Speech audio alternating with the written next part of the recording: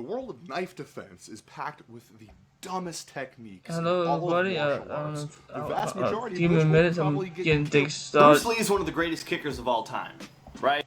So this is I'm doing a video. I don't know if everybody's hearing it. I don't see anyone, but I'm gonna go ahead and start with today's subject, being Bruce Lee. On this here, I'm gonna go to the uh my other tab, and we'll talk about Bruce Lee and the legend and the myth. When people start coming on, hopefully, I'm trying to do my best to pronounce it, to talk to people as clear as I can, because I do have a speech impairment. But since I'm already here, please subscribe to my channel. I'm new to doing this stuff. I'm trying to grow this channel. My other channel, Juji on the 16. Yeah, I just now got my first subscriber, but I could always use more things. So today topic basically will be on about Bruce Lee, the man and the legend of his stuff. I'm gonna really go through I'm gonna look at Sense Self video and see what he talks what he thought about Bruce's. I don't think a lot of people understands the his fighting method, which is Jeet Kune Do, which is actually just the philosophy of it. But however, I would be happy to break it down to people to really uh, answer any question you may have about Bruce Lee or any martial arts information, because this is martial art information.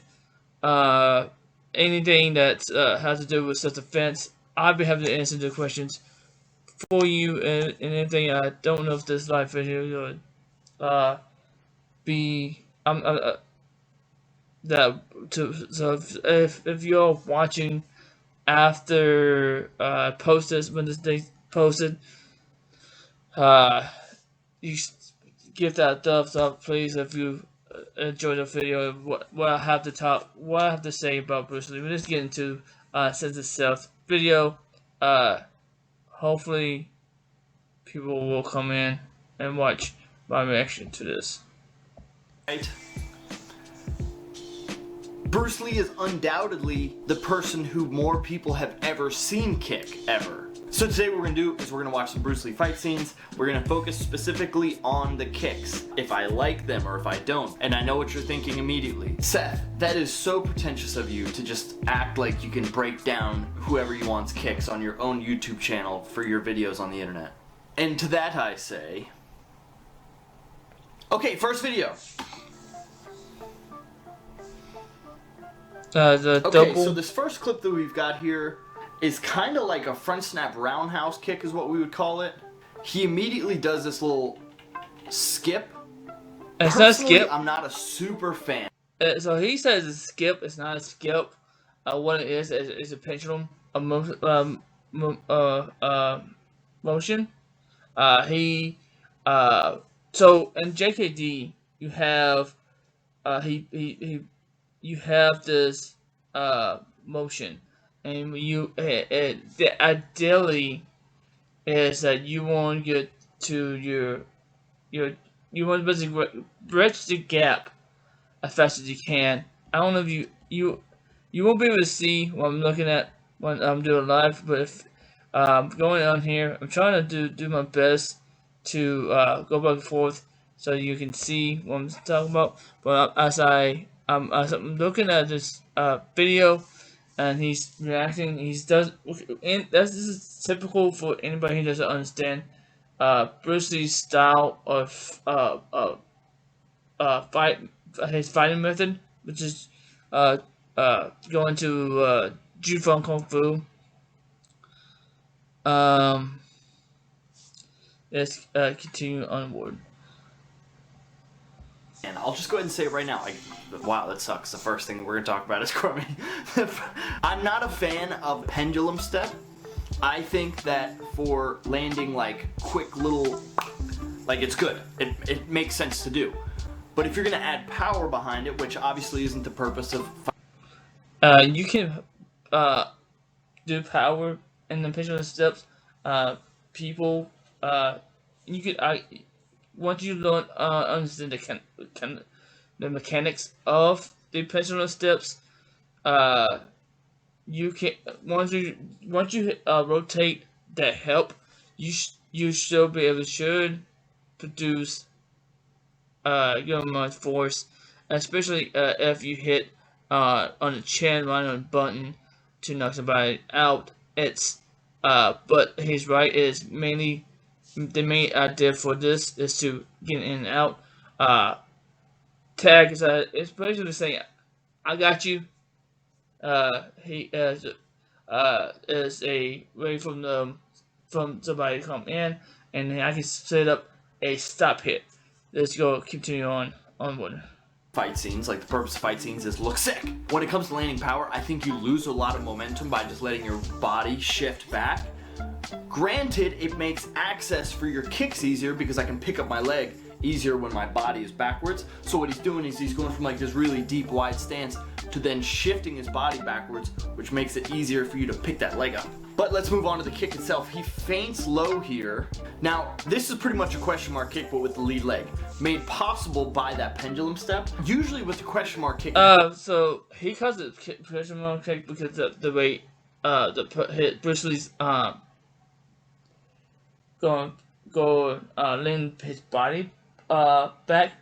It's still essentially a round kick, a roundhouse kick, right? But you guess since the war, people change the name of a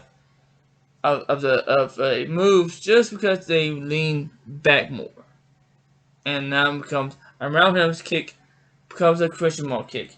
A spinning hook kick becomes a spinning a real kick. You know, it's becomes a spinning real kick. So it's a real kick. You know, so it's crazy, man. Because I came from I grew up the late 80s to the early 90s, and when I took American karate, when we learned the spinning kicks, it was a spinning back kick, spinning side kick, spinning hook kick. It was and we didn't change it, so I don't really know when people decided to change the name of those techniques, but for Bruce, anything that goes towards that direction is called a hook kick, even though it's it could be a roundhouse kick, right? Jiu-Jitsu, anything that comes from a jab motion when you throw that kick is called he called it he'll call it a hook kick regardless. Has a ton of power because it's the back leg and you're using your momentum of your body coming forwards to really turn into it because I'm putting my body behind it. This one's a little bit different because it's more so the momentum of his foot coming up, and it's a snappier version of a question mark kick. I feel like one of Bruce Lee's best things is going to be his hip dexterity probably. But just watch his ability here. His foot stays in the same place, boom, foot stays in the same spot as his knee starts to rotate. That's like key for a good question mark kick. If you want a good question mark kick, you pick it up and then you hold your foot here, feint, knee moves around it, bang. That's what he's looking for here. You want to go boom, bang. That's what's really going to sell it, is the fact that the foot has to be there. You have to give them enough time to react to it, and then you swivel it around. Bang. Now, obviously, right. once again, not to make contact, but to look cool. Only thing I don't love here is the pendulum step. You got ad. I hate ads. I get it. He goes. This is really interesting. Okay, this is something that you see a lot. Well, I mean, first and foremost, first thing I noticed about the spinning wheel kick. Spinning wheel kick. This moment right here. His ability to. Spinning wheel kick. Again, spinning wheel kicks are just I guess a new name, and I grew up back in back in the 90s. Like as my memory goes, you know, I do remember being in kindergarten in '89.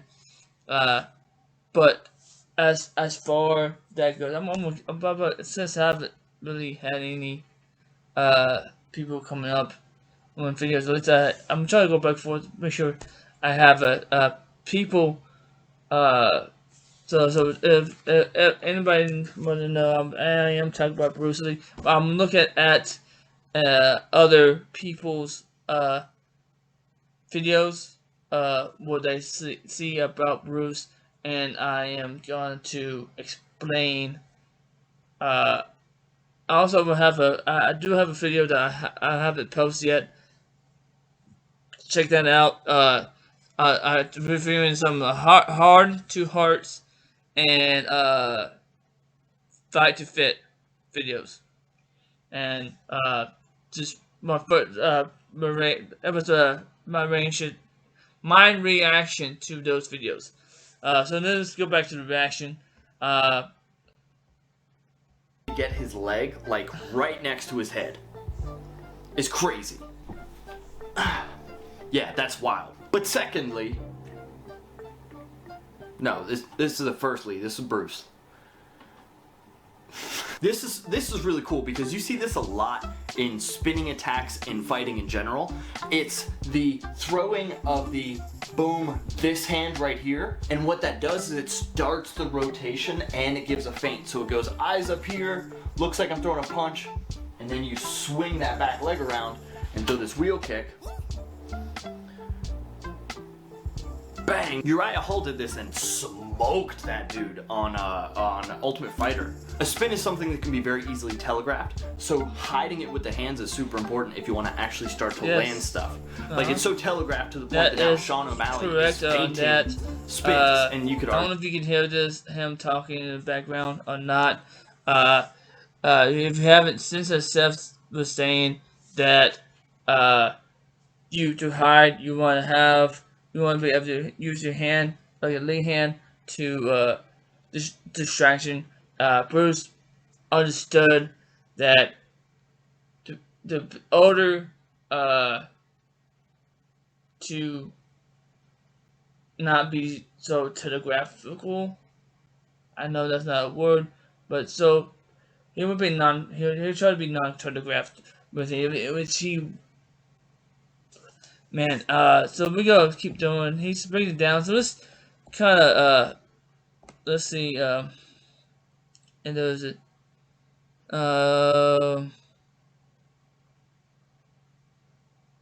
He's talking about this. He's looking at the fight scenes. Let's see if I can find any more. I don't see any more stuff about it. A lot of people. So here, we'll go ahead into the sparring.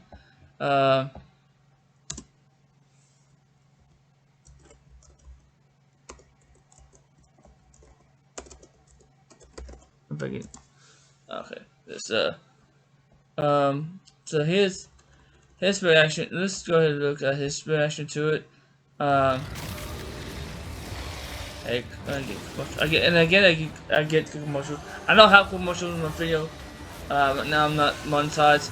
Just because I'm not. Recently, I made a video where I talked about Bruce Lee and his kicking so ability, anybody, which is really good. Obvious. Kicks are super flashy. They're great for movies. Let me go ahead and talk to a little bit more specifically about Bruce. there's a lot of myth about Bruce Lee going around. But if you can really debunk a lot of myth about Bruce if you listen to any of his students talk about Bruce Lee. I think, in fact, I have found, and it's not just on just googling and whatnot. The magazine his daughter Shannon Lee posted out talks about Bruce Lee's amateur boxing match that he did in high school. So, there's I like this magazine because it does talk about the roots of JKD. But Bruce Lee was really a good he and martial arts, man. He was genius in it.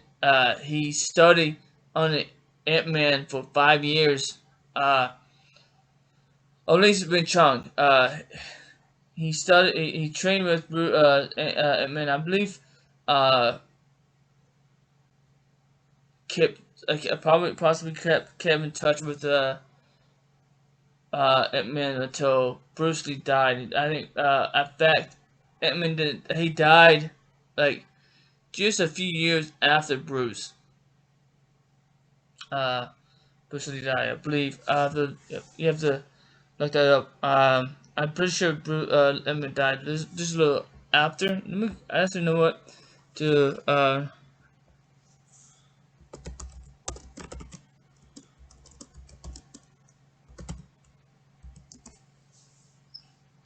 Also, so he died December 12th, 2nd, 1972. So Bruce Lee died.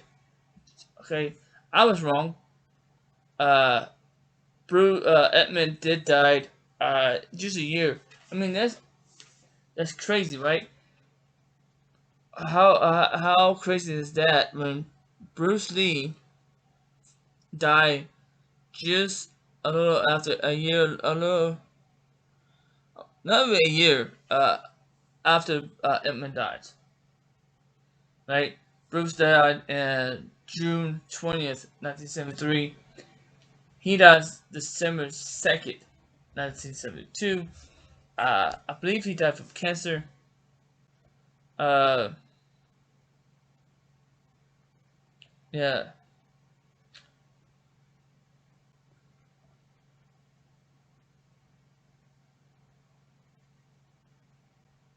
Yeah. Only 7 months before the death of Bruce Lee, his famous student. That's what there. So here's again says itself trying to break down about his Talk Bruce. about his fighting capability, but you left me no choice. Comment after comment after comment asking me to look at one specific video. A video of him sparring one of his students. And I wasn't gonna do this. I wasn't. It's kind of what leads me to believe that maybe he didn't spar a ton. Perfect. That's bad accusation because So we're gonna watch the sparring footage. He's assuming, footage, mind you.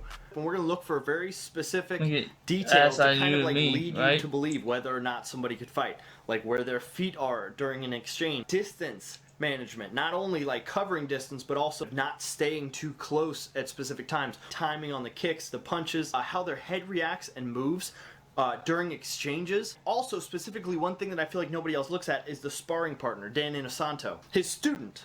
This video is not designed to bash anybody.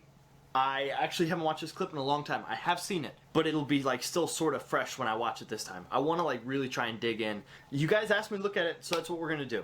We're just gonna go ahead and start off with some like stance details here. This back foot being pointed so far this way, you pivot the opposite foot when you kick. So he's noticed the stance.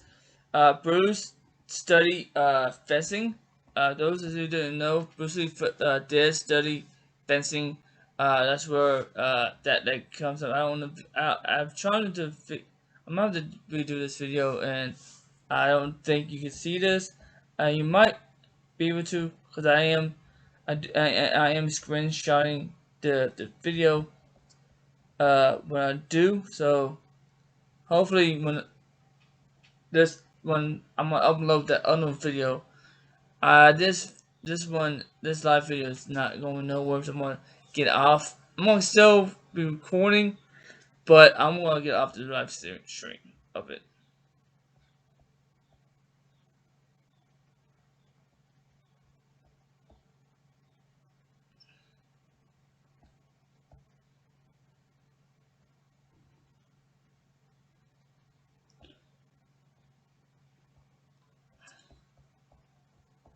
That's it. I'm gonna go into back to the camera. The live stream didn't work too well, so I am gonna be back on here. We will be talking about Bruce Lee, as I was saying, watching Sense of Self, his reaction to Bruce Lee. I just got off the live stream here, and I'm so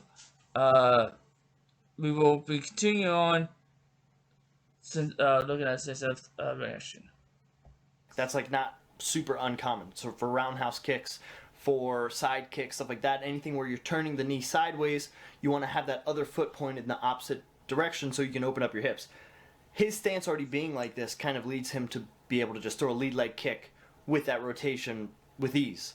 It kind of leads to some disadvantages though that maybe we'll see in a little bit. His stance is a little funky, but if you get used to a funky stance, you can still move around. The reason why it looks funky to him because he's used to a karate stance, which is this. If you don't know what a karate stance is, I'm gonna go ahead over here. We'll We'll show a karate stance because I'm not gonna do it. You can't see my legs when I do it, so we will look at karate stance. Here's a good one. There's a horse says Kibidachi, which is called Kibidachi. Here's another one. It's the front stance, which is known as Senkutsu Dachi. Kibidachi is the horse stance. Katsu Dachi is the cat stance. So you have. Oh, look at this, man. This is the red belt means that he is at least a 9th degree black belt.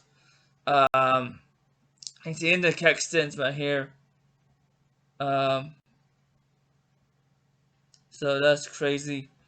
I think I was wrong on this one. The Katsu, I was calling that as the cat stance, but that's what the cat stance was like. Here's another stance here. So the karate stance that you see in these pictures, they're really elongated stance. A lot of them came from Chinese martial arts like kung fu. So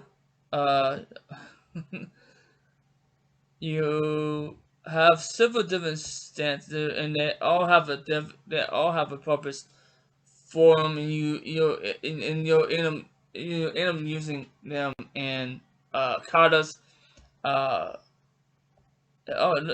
Nice little horse state position where he's got the outside block. There's a knife block right here. Going to he's more a square. Here's his guard hand. There's the knife hand right there, which also can be considered a strike. So so that's what Sensei Self is used to.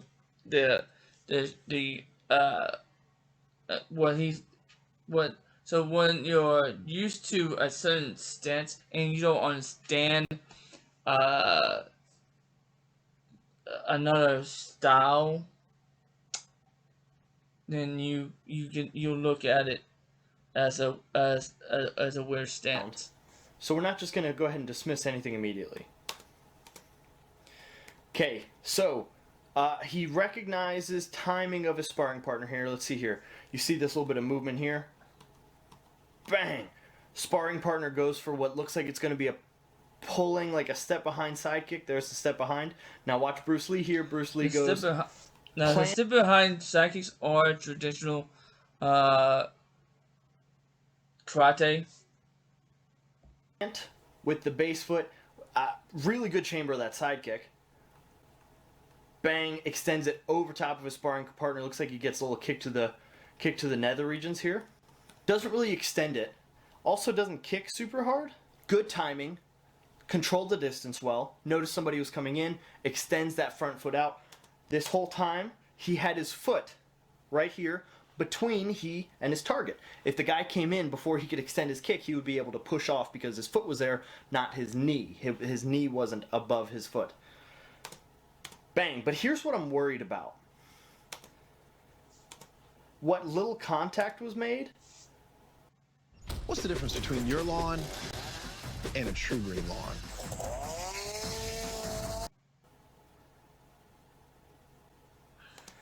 And the over-exaggeration, but then also, now granted, when you're sparring somebody that you like, you tend to pull back, and you also tend to notice danger and kind of be like, huh, a little bit more often. This could be a knee-jerk, huh, reaction. Like, I'll have those a lot, where I'm like, oh. So what he doesn't, I don't think he understands, JKD does practice light sparring, but he could be also right. I don't think Bruce Lee is trying to hurt anybody, because he knows that if he uses a lot of power, he probably could hurt a lot of people. And I'm gonna go watch. We'll listen to what Jim Kelly has to say about Bruce.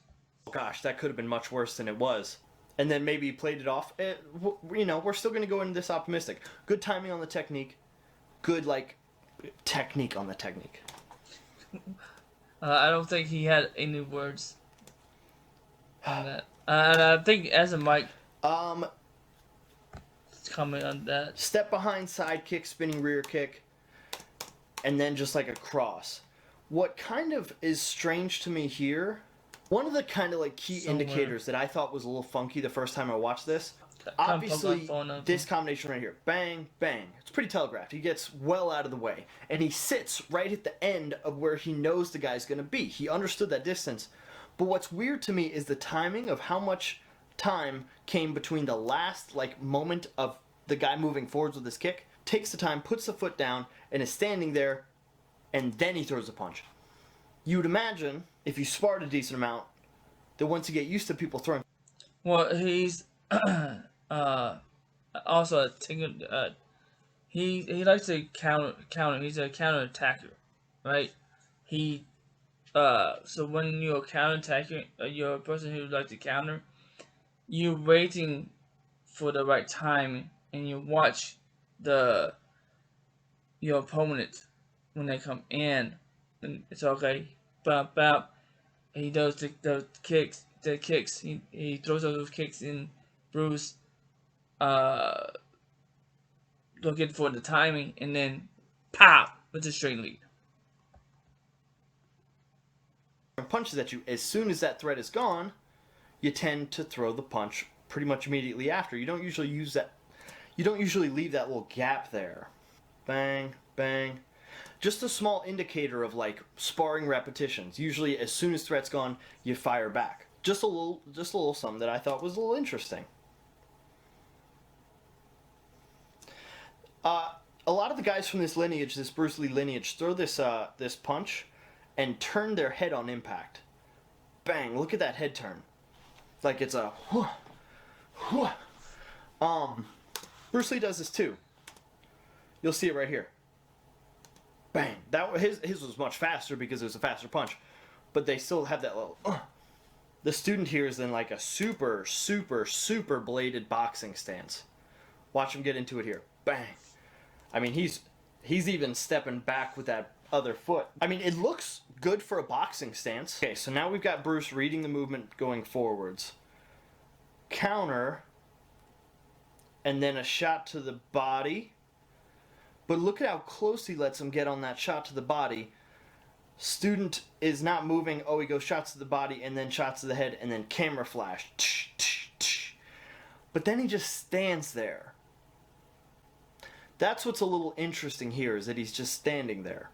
Watch it again.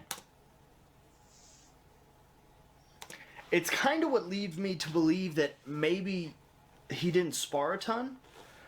You're sparring, so there's no finish. Insinuating that there's a finish with your strikes is kind of like bad practice when it comes to sparring. Bang. Guy comes in, throws a kick to the body. I want to take a second and look at the sparring partner. Kind of the pendulum step kick to the body. It looked like he was a little lost on that one. That happens sometimes. Super normal. There's no movement of the feet.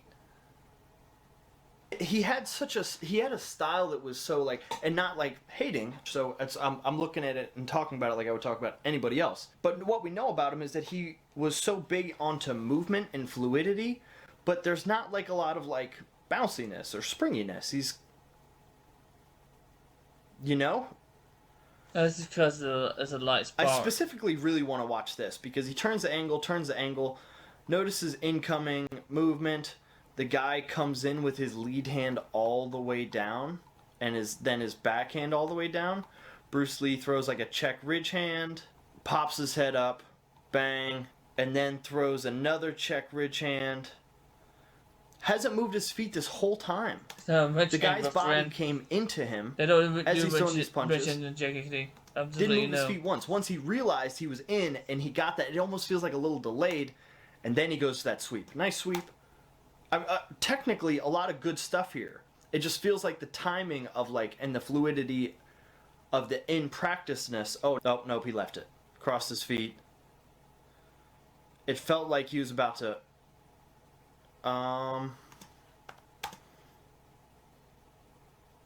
Just kicked him in the butt. Happens all the time.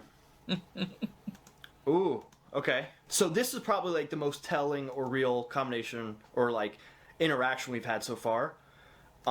It looks like sparring partner here had gone for that combination a couple times, like a pendulum step into a roundhouse kick, ducks and throws like an overhandish sort of. But the thing that I want to look at here, once again, Bruce Lee's feet don't move until afterwards. He's looking for the counter. His legs are completely straight. Guy comes in.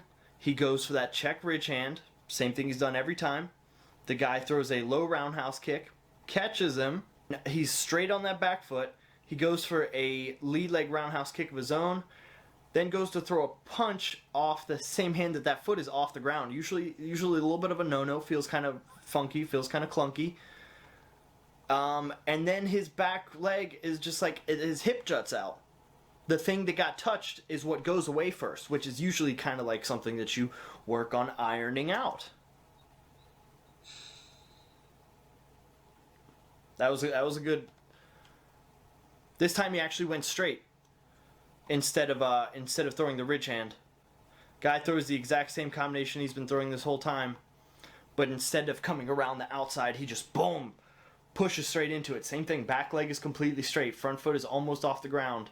Pushes his way through that one. That's a sick shot. That's a really cool shot. Whoever got that picture is probably pretty proud of it. And that is the session.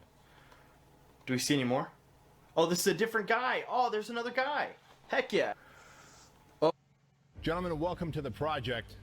The project is a 75-hour experience. It's for men just like you who... Oh, okay. We actually see a head kick out of him. Another head kick there. Guy looks like he's got a thicker mask on. Maybe Bruce going for a little bit more. There's that ridge hand. That check hook. There was a lead roundhouse kick. Okay, that was kind of telling. Hops back into like into a deeper stance. I like this round a lot more already, but still, all of these interactions that end with him doing that, leaving that front leg off the ground, and him kind of being like, whoa, boom. You'll see every combination, boom, in. He's like hitting stuff, and as he hits stuff, he moves up, and then his body comes down after the end of the interaction. He goes, oh, boom. Watch it. Usually that's telling of someone wanting to get higher than the other person out of, like, uncomfortableness. Little question mark kick. Bruce Lee's kicks are always nuts. They are nuts. Nobody's arguing that his kicks aren't good. He loves that lead hand. I don't think I've seen him throw his rear hand once. There you go. You just saw it. He did a straight. He went for a straight blast. And he didn't see it. He didn't see that straight blast that Bruce just delivered. That was one of the telling things. These guys pretty much give up the option of throwing their rear hand. Watch his sparring partner here. How straight far blast. his back foot goes behind him when he throws these techniques. Look at that. Pretty much eliminating the option of you throwing at hand. And what happens, Bruce Lee's a little more square here. Once again, though, like I said, he comes up to get over top. He's standing straight up. And what's going to happen is at the end of this I haven't watched it. At the end of this interaction between him and his sparring partner, he's going to find himself like catching his balance, boom, boom, boom, and then sitting back down. There it was. Up and then back down. Let's see if we can find a rear hand out of this. Still no rear hand. Looks like his rear hand is kind of catchy. He wants to grab and latch on so he can throw more of his front hand. Front leg, beautiful. His timing for his kicks is awesome. It just seems like he doesn't spar super often. That's what I'm getting out of this. Yeah, and I mean, like, this guy's kind of doing a weird, like, oh, I mean, that's great technique. That's great timing. Granted, the guy was standing up, kind of like drunkenly coming at him, but his body's in a great position to make contact. Heads off the center line, crunched core, foot's at an angle, hand came behind him, popped him with that kick. Bang. And then he puts his foot down in a good spot. You can tell it's right here. Bang. He's in a new stance. I mean, it's not the original stance he was in, but he's not standing up. His legs are straight. I feel like his kicks were awesome in this. His hands were not, which makes sense. That light just died. That's a bummer. Yeah, so my opinion on this, I mean, I guess I kind of said it throughout the whole thing, right?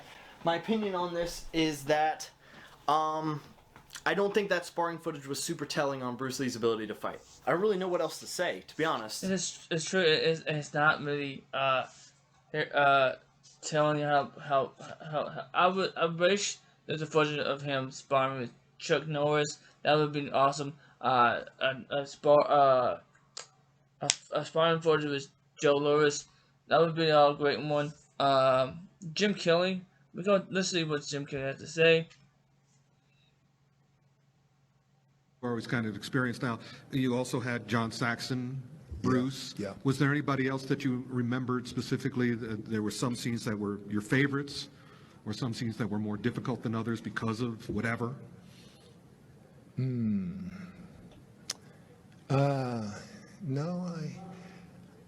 I enjoyed working with John Saxon. Yeah. John Saxon, great actor. I was very fortunate to have, in my opinion, the greatest martial artist ever lived. Yeah.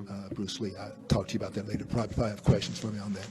But in my opinion, I'll tell you right now, I fought the best. I trained with the best. I know great martial artists, and there's never been anybody, in my opinion, like Bruce Lee. Bruce Lee was unbelievable. Mm-hmm. Absolutely unbelievable, guys. You don't know how great this guy was. People don't really know. Well, I think they do, actually, because he's still the icon. Mm-hmm. I mean, as Fred Weintraub said, when you say Western, some people may think of John Wayne, some people may think of Clint Eastwood. Yeah. But when you say martial arts, that's right. Bruce Lee's the first name. That's right. And I'm not just talking about actor. Right. I'm talking about martial artist. Right. Guy who knew his stuff. Mm-hmm. This guy was. There's stories I know about Bruce Lee that I don't even share, because I have respect for the people, other people in martial arts, and it's not necessary for me to name names. I know who Bruce Lee sparred with. Yeah. I know. They won't tell you, but I know people he sparred with. I never mention their names either, but Bruce Lee was untouchable. Yeah. Is it in the book? Is it in your book? Nope. Oh, come on, I man. don't mention. I mention this, but I never tell the names. Can I get everybody to swear to secrecy? Can you say one name? No, no. Can you mix them up? Can you have a jumble of a name? I have too much. I have too much respect. Can I guess? No, you probably could. Yeah, I guess. probably could. I'm Because sure I know a you lot of could. people he sparred I with wouldn't as well. confirm it. Yeah, there you go. That's fair enough. But You're you good, know, man. I just have too much respect for other guys. Yeah. In martial arts. Well, And- yeah, go ahead. We you know that he he was, sparred with Chuck the Norris. speed, One of the timing, the technique, unbelievable.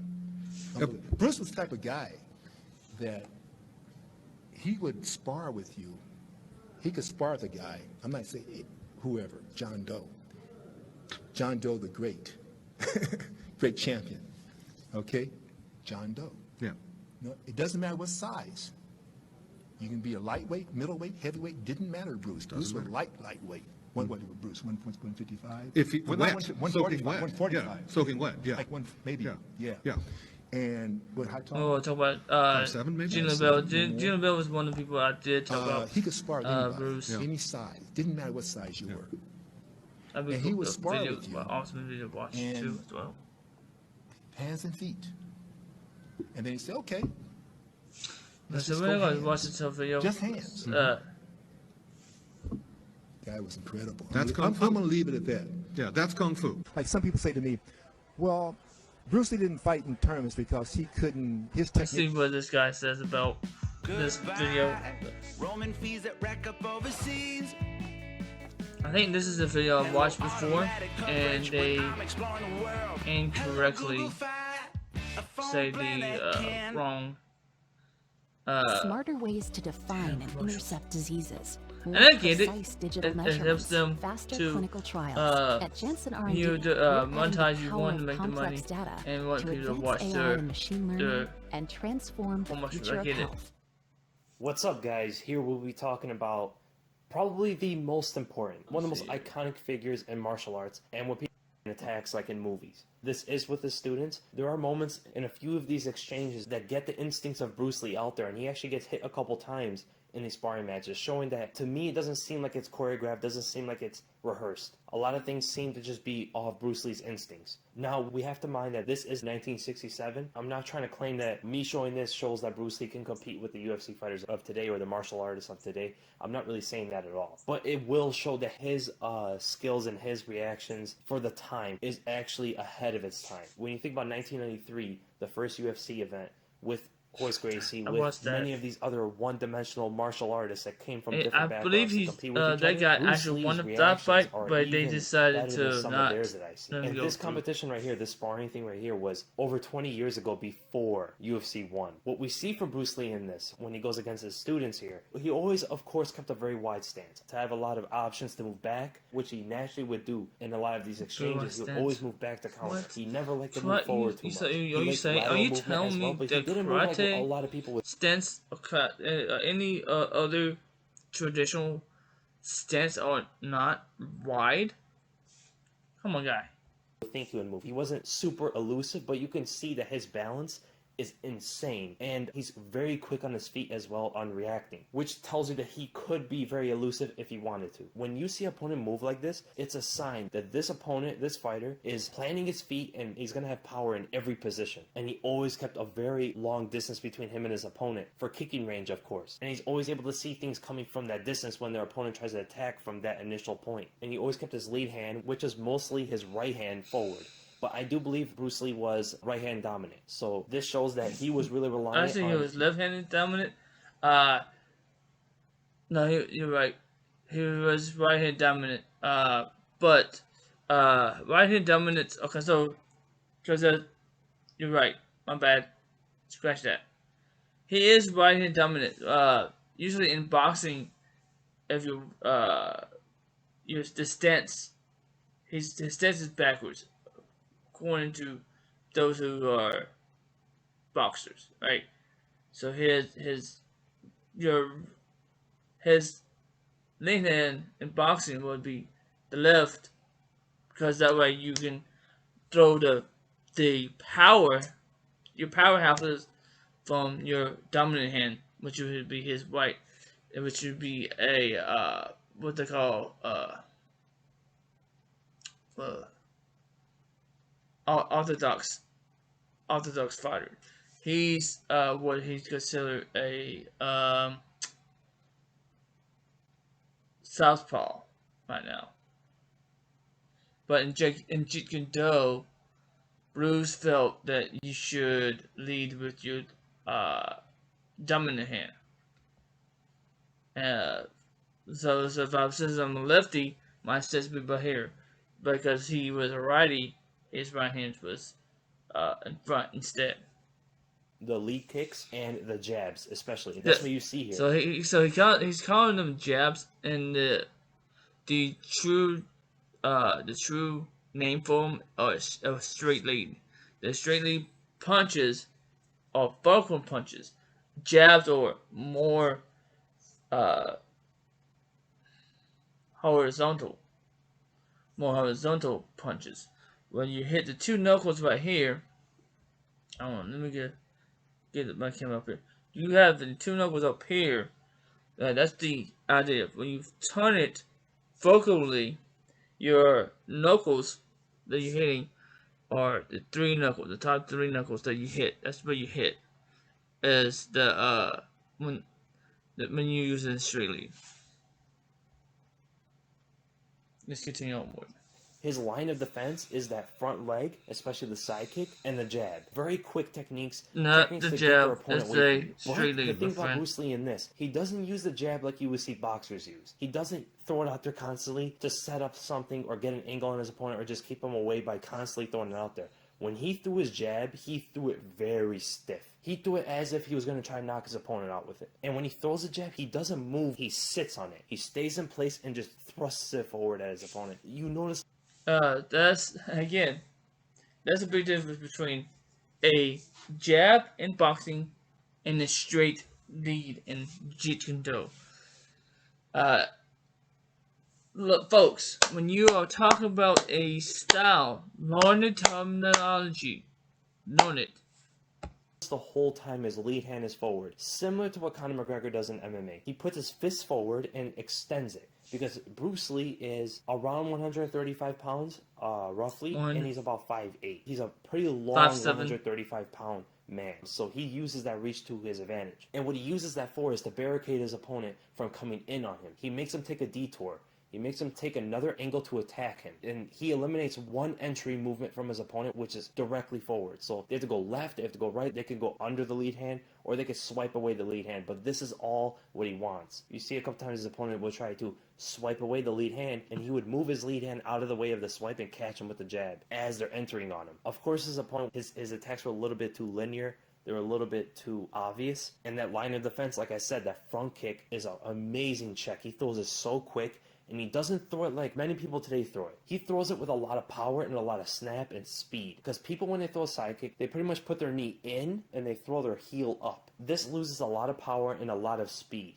It could be unpredictable sometimes, but it's not an accurate shot. But what Bruce Lee does is he lifts his knee up, chambers it, and then explodes and snaps with it. And a few times, Bruce Lee is very quick to switch stances to close the distance. Because when you switch stances, when you go back, you're creating more distance. When you're going forward, you're closing distance. Because you're almost and that's like what Bruce Lee wanted to do when he's fighting. He wanted to intercept each time.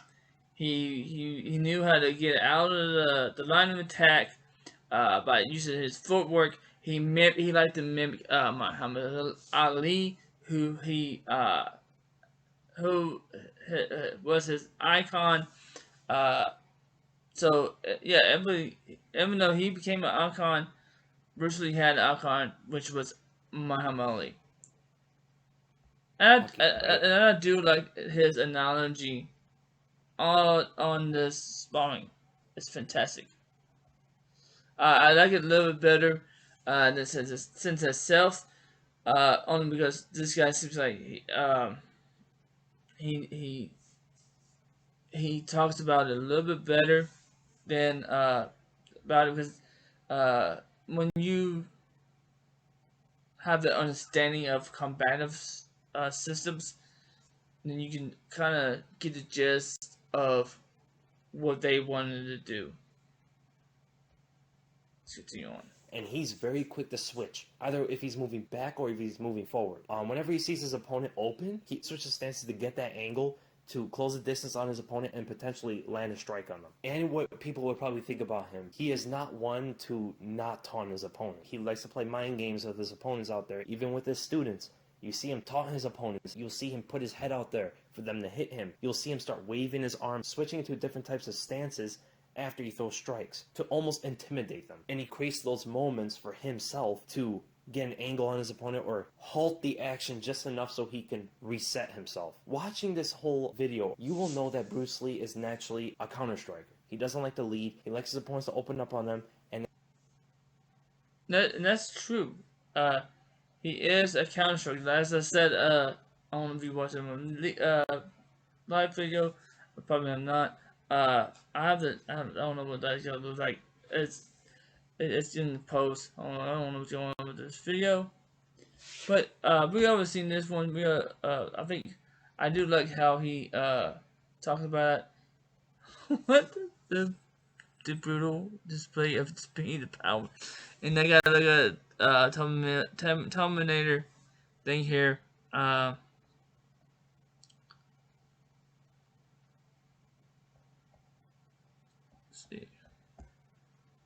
I think I'm about to wrap this video up, guys.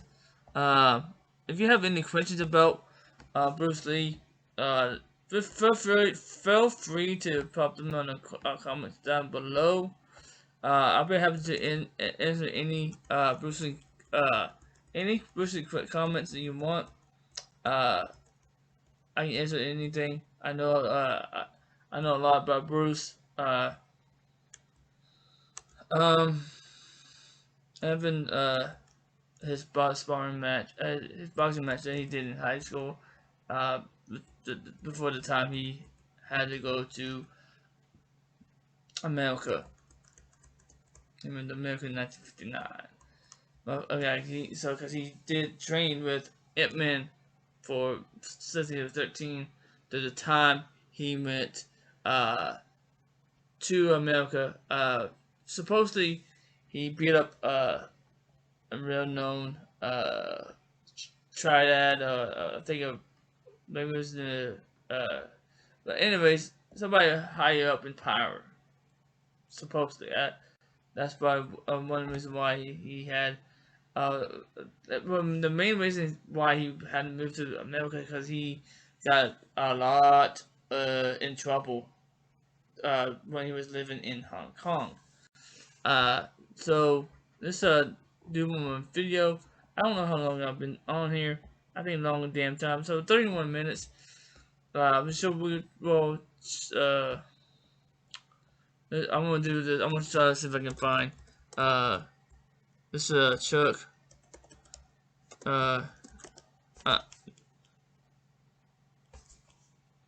We gotta do this. We're gonna talk about him. Let's see. Chuck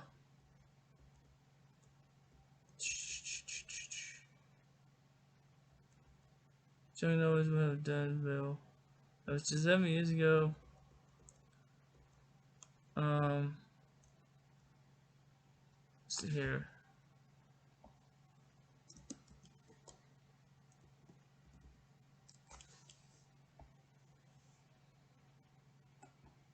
Let's see if we can find that.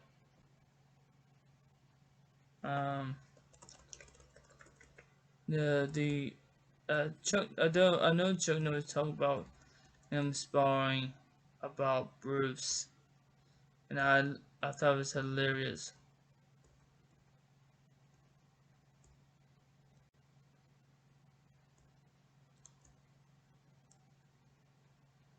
Oh, before I do leave, at the end of the video, check out this clip. It's a clip of Bruce Lee hitting Bob Ball and the Enter the Dragon scene.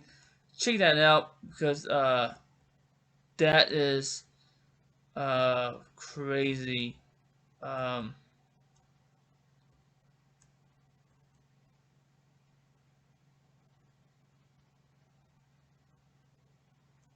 see here. And I can't find that.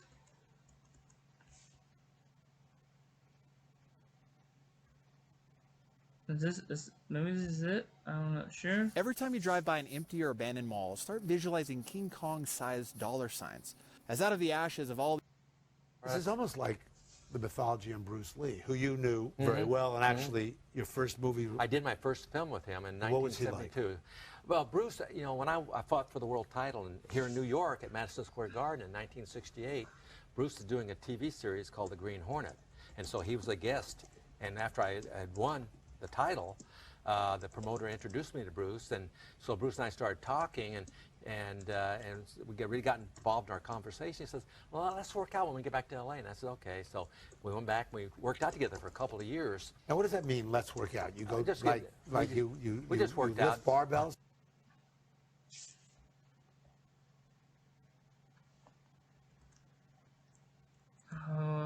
I think he's gotta take it down.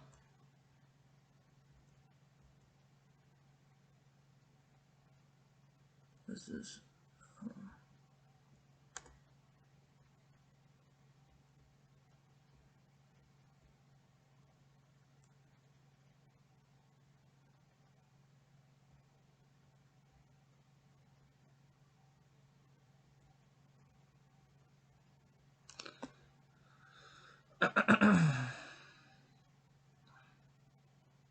And that's another thing Bruce did. He did read about Jack Dempsey's pop parts, and I think that's what he also based on his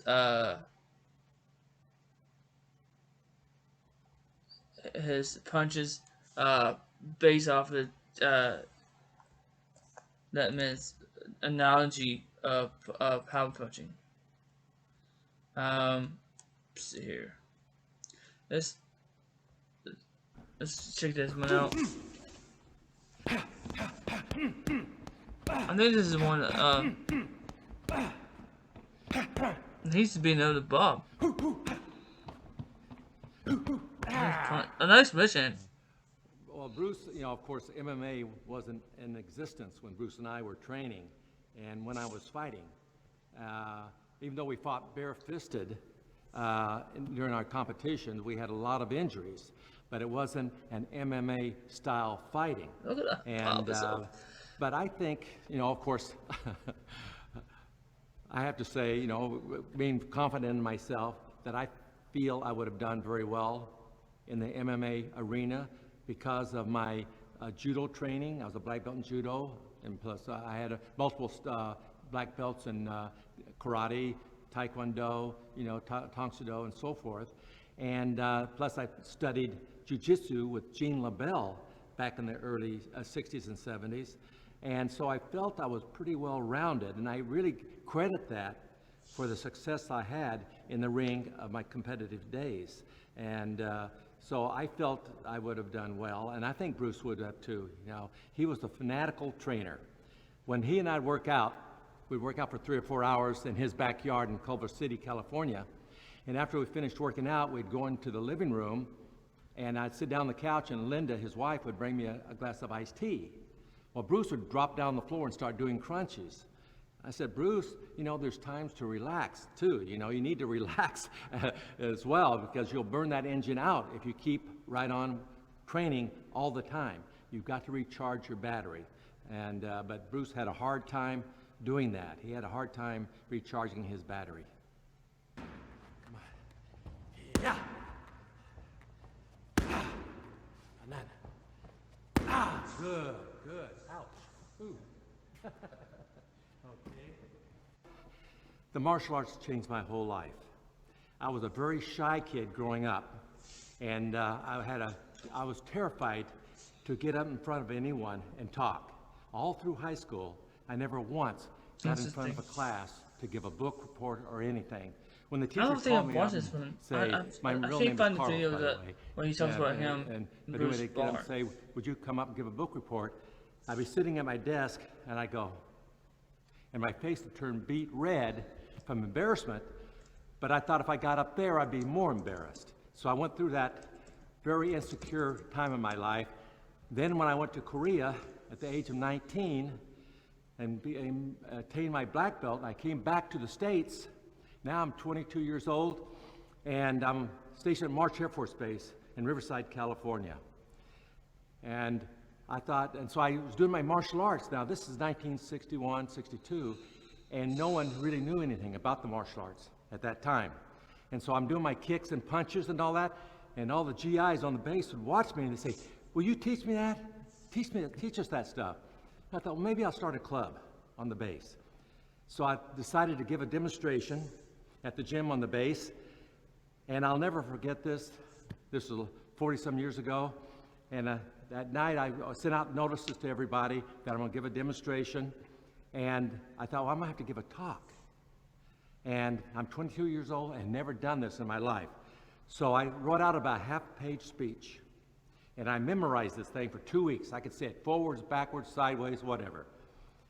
The night of the demonstration, I walk into the gym, and the microphone's laying on the floor. And I walk up, I pick up the microphone, and I say, good evening, ladies and gentlemen. My name is Chuck Norris, and I'd like to welcome you here tonight. That's the last thing I remember. The next thing I remember, I'm walking out into the middle of the gym to do my demonstration. And as I'm walking out there, I'm thinking, did I finish my speech, or did I just lay the microphone down? Well, to this day, I still don't really know. But what was important for me at that time, it cracked the egg of insecurity that I'd carried around for 22 years.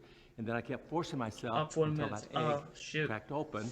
And of course, the results of all that is becoming an actor, you know, starting a foundation with Kickstart Kids, which is the love of my life now. I'm teaching the martial arts. We're gonna do another video. It gave me some time to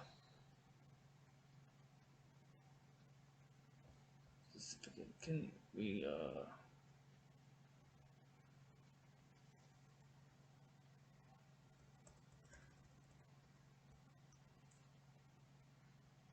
let's watch this real quick.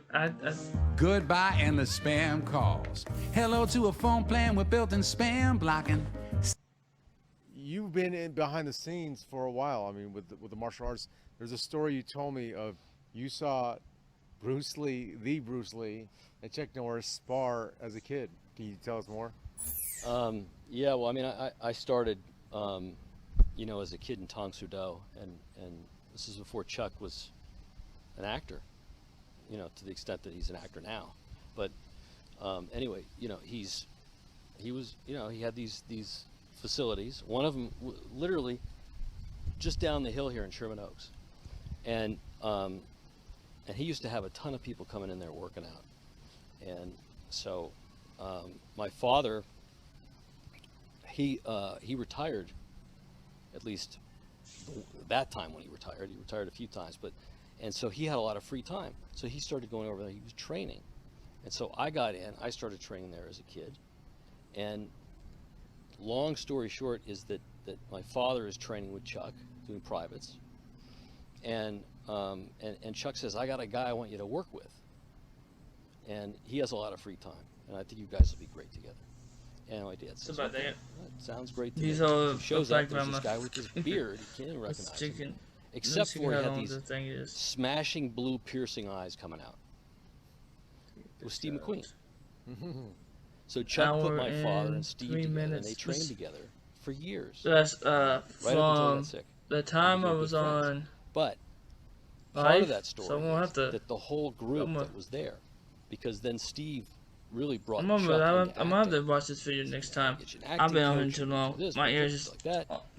And my father was like, "What are you doing that for? This is our instructor." So I gotta get out of here, guys. I'm gonna eat some lunch. What are you doing? If you want me to finish this video next time, I was just sorry, I passed that a few times. And so about that, guys. If you see that me pausing, I was pausing. I did it like a few times. My bad. I'm gonna hit the stop button. This whole group, because they had, you know, they called it. I'm gonna finish this video that I'm watching. I mean, it was and I'm gonna break that to it next time. And they had this whole group that would work out a couple of days a week.